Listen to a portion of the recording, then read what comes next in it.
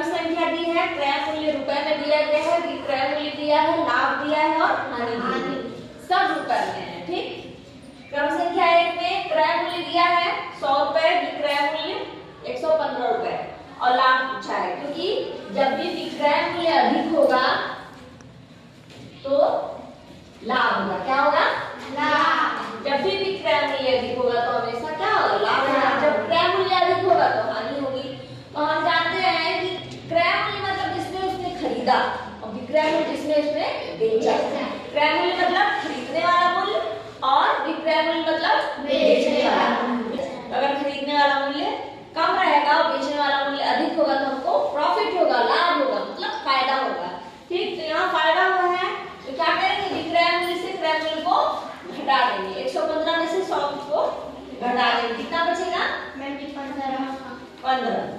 अब इसी तरह देखिए, इसको कर नहीं रहे हैं, सीधे सीधे मुंह से ही हो जाएगा। क्रय मूल्य बताना है, विक्रय मूल्य 1500 दिया है और लाभ दिया है, यानी कि लाभ हुआ है तो क्रय मूल्य क्या होगा? कम होगा। जब भी लाभ होगा, फायदा होगा तो खरीदेंगे कम में, तो क्या करेंगे? 15 में से 300 घटा देंगे, कितना आएगा? 1200। समझ में? अगर इसको करना है आप लोग को तो ऐसे कर सकते हैं, क्रय मूल्य बराबर विक्रय मूल्य माइनस लाभ। तो विक्रय मूल्य है 1500 और लाभ है 300, घटने पे आ जाएगा 1200। ऐसे इसको लगा सकते हैं, आप लोग सही लगाएंगे। क्रय मूल्य दिया है, विक्रय मूल्य पूछ रहा है और लाभ में डैश किया है, मतलब हानि दी हुई है। क्या दिया हुआ है? हानि। तो जब हानि कम होगी, जब खरीदेंगे अधिक में और बेचेंगे कम में, तो नुकसान हो जाएगा ना। तो जब नुकसान होगा तो क्या होगा?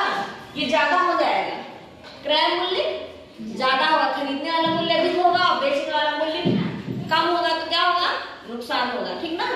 तो यानी कि यहाँ पे क्रय मूल्य अधिक होगा, विक्रय मूल्य कम होगा, तो क्या करेंगे? 700 में से 150 घटा देंगे। 10 में से 5 गया 5 बचा और 6 में से 1 गया 5 बचा, कितना आया? 550। ठीक, दो सूत्र है, दोनों सूत्र को भी बता देंगे, लेकिन ये आसान काम है इसलिए सीधे सीधे करो। क्रय मूल्य है, विक्रय मूल्य दिया है, हानि पूछ रहा है। देखिए यहाँ क्रय मूल्य अधिक है, विक्रय मूल्य कम है, तो हानि हुई। तो कितनी हुई? 1200 में से 1100 घटा दिए, कितना बचा? 100 रुपए हानि हुई। देखिए क्वेश्चन नंबर 2 है, रहीम ने एक घड़ी रुपए 1400 में खरीद ली, यानी 1400 क्या है? क्रय मूल्य। क्रय मूल्य बराबर जिसने भी खरीदेगा वो क्रय मूल्य, खरीदारी वाला मूल्य क्रय मूल्य होगा, तो क्रय मूल्य बराबर हो गया 1400।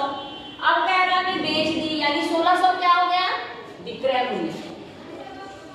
विक्रय मूल्य, तो यहाँ लिख लेंगे विक्रय मूल्य। अब कह रहा है उसे कितना लाभ हुआ? क्या पूछा है? लाभ। लाभ पूछ रहा है तो लाभ का सूत्र होता है लाभ बराबर विक्रय मूल्य माइनस क्रय मूल्य। लाभ बराबर विक्रय मूल्य माइनस क्रय मूल्य। अब क्या करेंगे? विक्रय मूल्य कितना दिया हुआ है? 1600। 16 से 1400 घटा देंगे, आ जाएगा 200 रुपए। तो 200 रुपए का क्या हुआ? लाभ।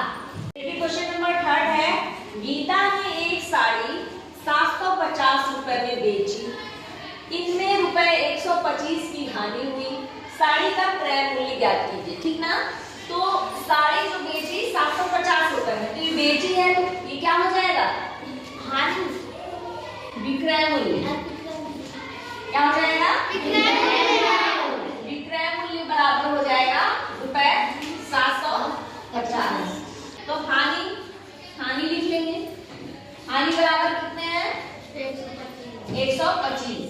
हानि बराबर 125। अब साड़ी का क्रय मूल्य पूछ रहा है। क्या पूछ रहा है? मतलब कितने रुपए में खरीदी। तो अब देखिए दो सूत्र है, एक लाभ का है, एक हानि का है। तो हानि बराबर होता है क्रय मूल्य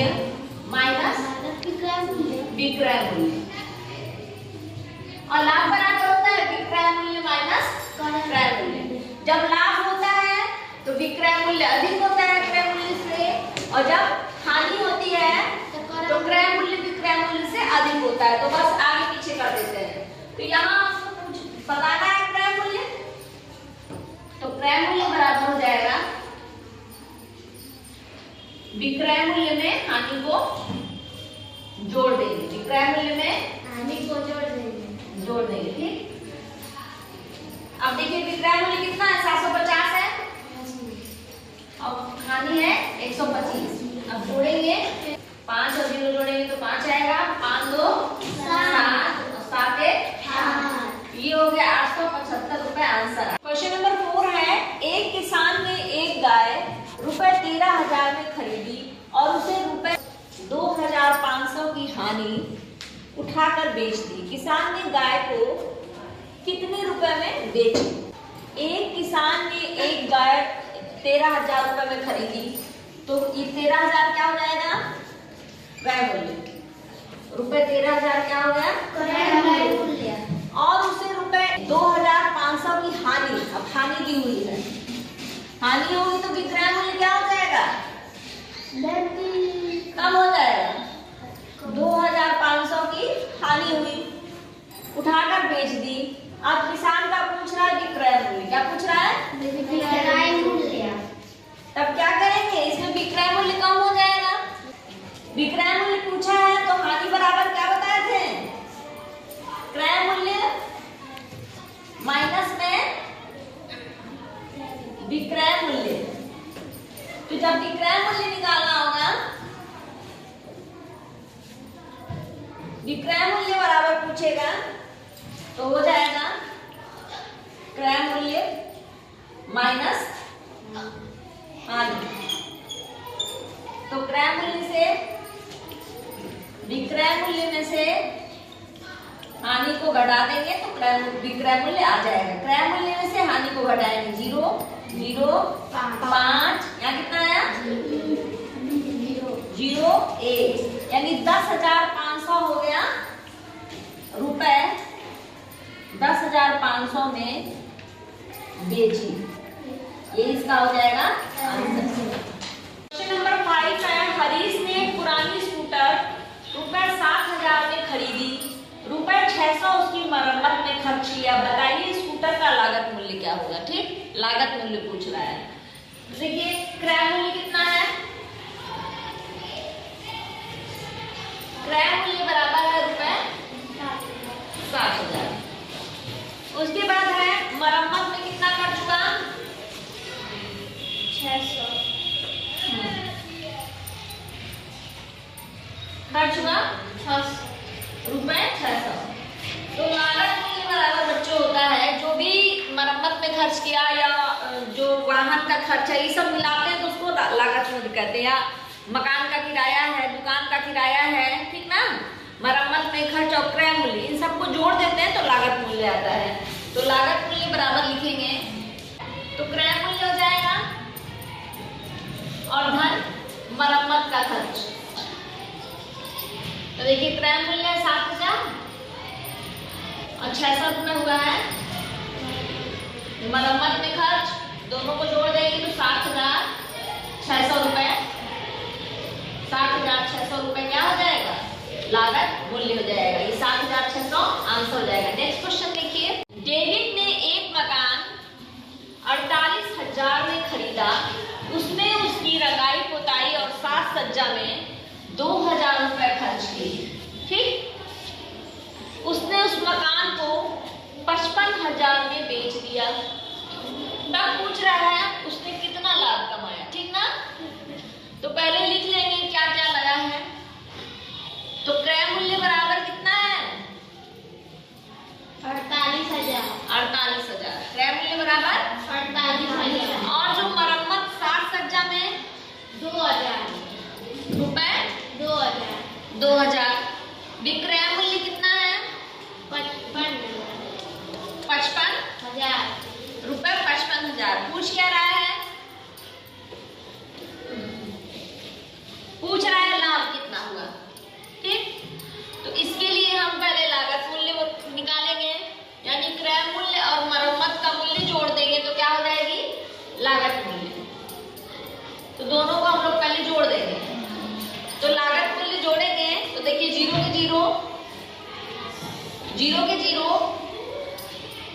जीरो के जीरो, और फिर यहाँ 8 2 10 10 के जीरो, 80 लगाए, 1 यहाँ आ गया 5 50,000, क्या आ गया 50,000, लागत मूल्य हो गई 50,000 और विक्रय मूल्य है 55,000।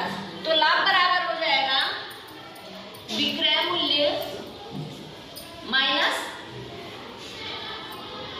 लागत मूल्य। लागत मूल्य, विक्रय मूल्य है 55,000 और लागत मूल्य है 50,000। घटा देंगे तो कितना आ जाएगा, जीरो के जीरो